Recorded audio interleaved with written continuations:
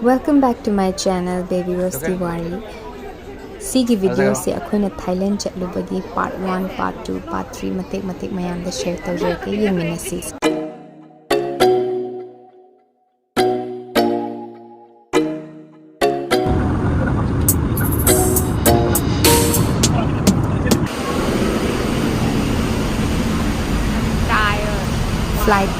Flight yore koi Phuket da yore Phuket da yore matungda koi taxi ngai da din trangam adu matungda akoi hotel da yore hotel se JW Marriott Phuket da lay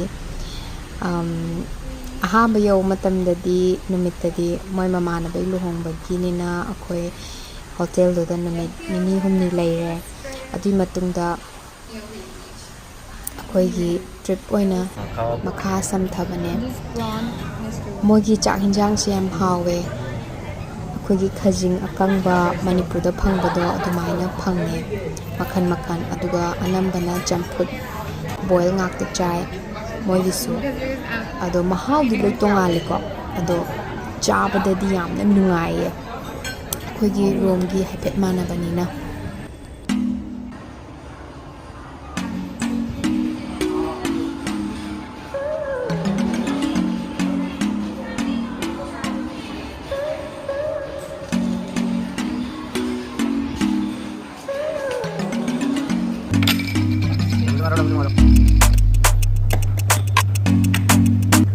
Marriott the game sanabam khara lay aduna I game sanabam pame aidi koi ba chali khting I make sure outdoor game indoor game sanaba se aingon da yam nungai hakchang si yam phai ko numid humni gi lohong ba lor matung da magi mamana bagi akhoi Phuket dagi Fifi Island chatle ko Phuket dagi Fifi Island chat pad Phuket dagi khoina chat pado almost speedboat to khoi miss to but luckily on time but thunge ko aduga akhoina chatli se island amadagi island amane aduna speedboat bo ma chatle mapham do yam phazai aduga akhoina the map the utli se to Phuket asida mayam ure tu aduga somna kanda chatpana akhoina som corner amada chatpa it almost took like pung ani makhai mukti lambi oigi ado makhon do yam hawe hujik ai ado yauraga uchera ke mayam Fifi Island da chatlani huje yam khazai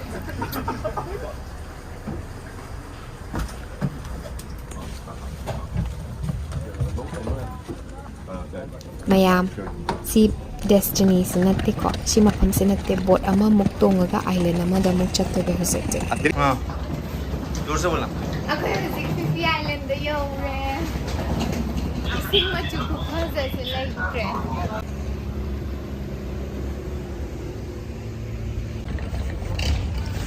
kai line na koi kai line I love you Manipuri aina ngam khangdra ma asi khatang aina khumang khumak te se ngon thank you it's sun guys and we thought it's gonna be here but apparently we have to move to another yubi mahi se makhan phang do mogi malai khuyaw go khuhaw se laitre akoi Bombay da su coconut water phange do si coconut jaw se laitre the beans bar boat amangai bo oina chak order tore Thai food khara chare aduga boat la we're going towards our boat aduga island amada chatna yes that's us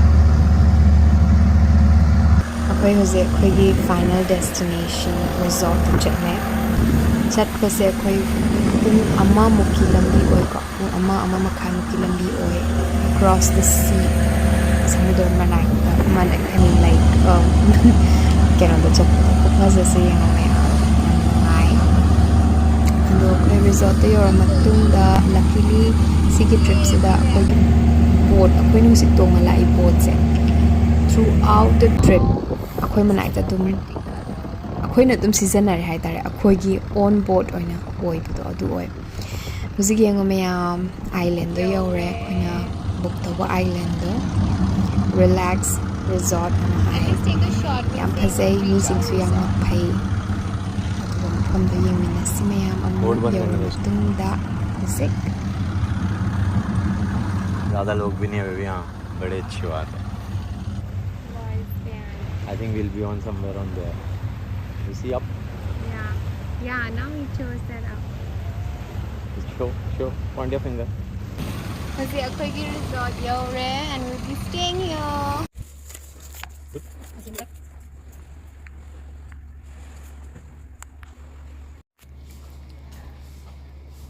Ngasidagi holiday hawrani. Kang chi alerme kaide. Kang chi sung tok tok te haba mafam khuding mak chatlu khuding kang ngakta lay. Wow. Perfect. This is our room. We're just gonna stay here. Wow, it's lovely. Thank you. thank you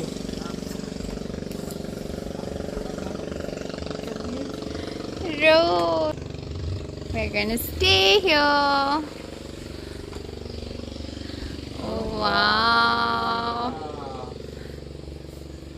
Ah. Oh, baby, So this cute. is so cute.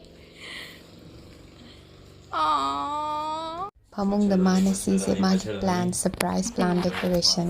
I'm so lucky. This is our bathroom. Oh my god, it's open. hello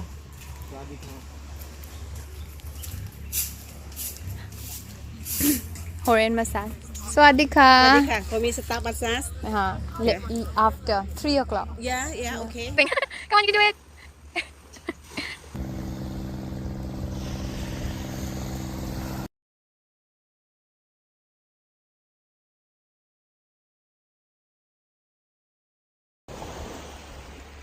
first beach together तो नहीं है First beach together in not there, but first deep together in the ocean. dip Dip. Okay, first. Maliban isang muda da iroy mo na ba? Yay!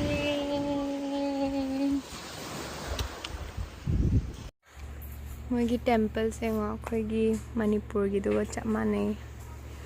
Manipur gi dumayan. Swimming lore, hujik massage to ba change.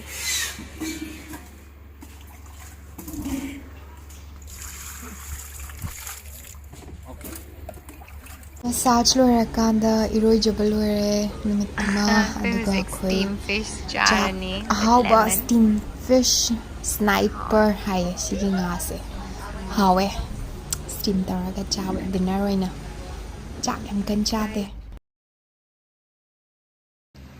Adami. Reasonable home grade.